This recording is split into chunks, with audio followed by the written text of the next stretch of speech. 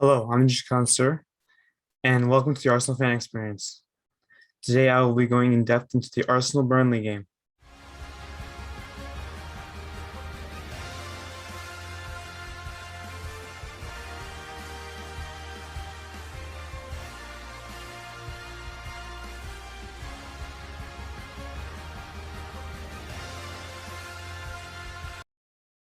And as we get into it, first, we have to acknowledge the starting lineup, like I always do, and very similar starting lineup, very similar starting lineup to the game against Norwich last weekend, with the inclusion of Emil Smith Rowe, Thomas Partey starting. And going to Burnley is a tough task for any team. And Burnley has sneakily been one of the most consistent teams in the Premier League over the past few seasons. And as a result, Sean Dyche was rewarded with that a couple of days ago with a new contract.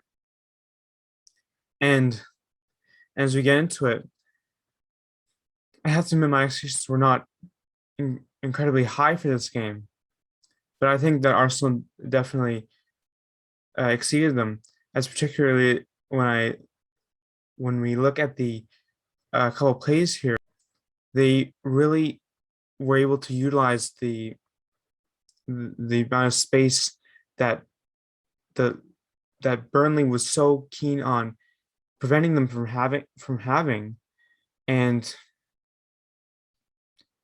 the through that through that they were able to generate a lot of chances, and particularly early on with Pierre-Emerick Aubameyang almost getting through with a great chance. Ultimately, it was put away by Nick Pope, and and how can I not how can I forget Bukayo Saka with a great run, which ultimately led to Ashley Westwood having to foul him and giving Arsenal a great chance just outside the 18-yard box, where their the $40 million man or where their £40 million man Martin Odegaard stepped up to the plate to put in a excellent free kick that is definitely Arsenal's best goal this season. That no, they've only scored 2 goals, but I digress. And they just looked a lot more fluid today. I, he might be one to criticize easily, but Mikel Arteta, I don't know how he does it. He might be so stoic when it comes to when they score, but he is so composed, and I'm not ready to give him all this support yet. But one thing I do have to admit I like about Arteta is how he is so um, supportive of the fan base and is patient. And if he's patient with us, we should return the favor with him. And it has to be a mutual relationship in that sense. But overall, again, another stellar game from Aaron Ramsdale, whom again wasn't really keen on having playing a lot, but he keeps improving each week, and he definitely had a lot more chances than he did last week. So that's reassuring. If there is one criticism I would give, it would probably be Ben White. Did not have the greatest game, made a poor pass back to Ramsdale, which could have resulted in a penalty. Although I believe that Ramsdale just uh, retracted his foot at the last second before Vitra could get in on goal, and ultimately that's why they did not call it a penalty. But overall, there's nothing much else I can say except the fact that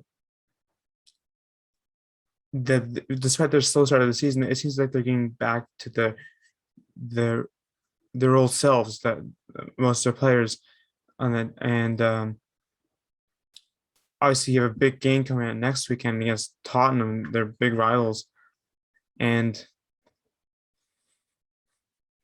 hopefully these 2 wins are just they're just what they need at the moment. A great confidence boost, and we'll see where they can go from here. but it definitely wasn't the prettiest of games. I can admit, because as I stated last week, Burnley is not the Burnley does not have the most appealing style of play, and they tend to play very conservative defensive style, and that showed in this game.